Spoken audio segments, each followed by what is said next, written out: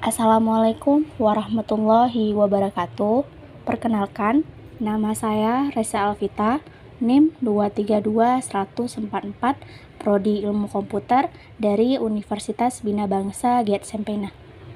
Di mata kuliah kali ini, rekayasa perangkat lunak, saya akan membahas materi tentang Scrum. Di pembahasannya, saya akan membahas ada pengertiannya, ada sejarahnya, kelebihan dan kekurangannya, diagram alur, beserta contohnya. Apa itu pengertian Scrum? Saya akan membahas apa itu pengertian Scrum. Pengertian Scrum adalah metodologi pengembangan Scrum adalah pendekatan pengelolaan proyek yang mengikuti prinsip-prinsip Agile untuk mengembangkan perangkat lunak atau produk. Metodologi ini berfokus pada fleksibilitas, kolaborasi, dan iterasi terus-menerus dalam mengembangkan solusi. Scrum membantu tim mengelola proyek kompleks dengan membaginya menjadi beberapa fase kecil atau iterasi yang disebut sprint dan memungkinkan pengujian serta umpan balik dilakukan pada setiap tahap. Adapun sejarahnya, yang pertama pada tahun 1986, Hirotoka Takachi dan Ikojiro Nonaka memperkenalkan konsep yang menjadi dasar Scrum dalam artikel mereka yang berjudul The New Product Development Game, diterbitkan di Harvard Business Review. Yang kedua, ada penerapan di pengembangan perangkat lunak pada tahun 1990-an. Pada awal 1990-an, Jeff Sutherland yang saat itu bekerja di perusahaan Excel Corporation mulai menerapkan ide-ide dari artikel Takachi dan Nonaka ke dalam proses pengembangan perangkat lunak. Yang ketiga, penerbitan The Scrum Guide atau 1990-an dan 2000-an.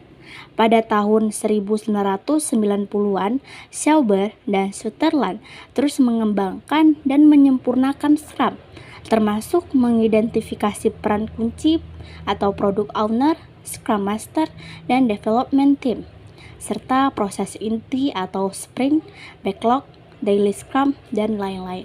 Yang keempat, ada pertumbuhan global Scrum atau pada tahun 2000-an hingga sekarang. Sejak diperkenalkan, Scrum telah menjadi salah satu metodologi manajemen proyek yang paling banyak digunakan dalam pengembangan perangkat lunak.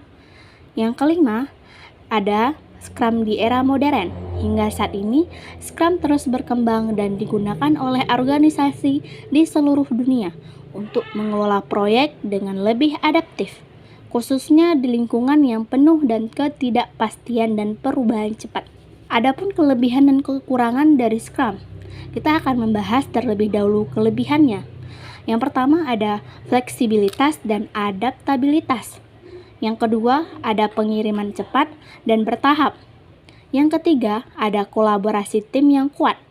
Yang keempat ada transparansi dan peningkatan berkelanjutan. Adapun kekurangan dari Scrum, yang pertama ada sulit diimplementasikan pada tim besar. Yang kedua, memerlukan komitmen penuh dari tim. Yang ketiga, ketidakjelasan waktu dan anggaran. Yang keempat, kesulitan dalam mendefinisikan tujuan sprint. Dan yang kelima, tidak cocok untuk proyek yang terdefinisi dengan baik. Diagram alur. Di sini ada sebuah diagram tentang tahapan Scrum. Saya akan menjelaskan sedikit tentang tahapan Scrum pada diagram tersebut. Yang pertama, pada diagram tersebut menjelaskan tentang proses dimulainya dari produk backlog yang berisi daftar semua pekerjaan. Yang kedua, ada tim kemudian memilih tugas-tugas dari produk backlog dan menyusunnya menjadi sprint backlog selama sprint planning.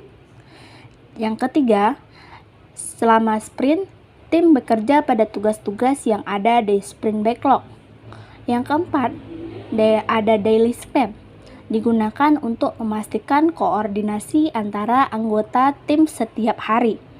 Yang kelima, pada akhir sprint, tim menghasilkan increment yang dapat diuji atau digunakan. Yang keenam, ada sprint review, dilakukan untuk mempresentasikan hasil kerja tim dan umpan balik dari pemangku kepentingan. Yang terakhir, sprint retrospektif dilakukan untuk merefleksikan kinerja tim dan menentukan perbaikan untuk sprint berikutnya. Diagram Scrum ini menunjukkan alur proses dari satu sprint ke sprint berikutnya secara iteratif. Adapun contoh yang saya buat adalah Spotify. Spotify adalah sebuah aplikasi musik yang penerapan Scrum-nya. Spotify menggunakan Scrum untuk mengelola pengembangan produk dan fitur baru. Mereka memecah tim mereka menjadi unit yang lebih kecil yang disebut squad, yang berfungsi seperti tim Scrum yang otonom. Setiap squad memiliki kebebasan untuk bekerja pada fitur tertentu, sehingga meningkatkan produktivitas dan fleksibilitas dalam menghadap perubahan kebutuhan pengguna.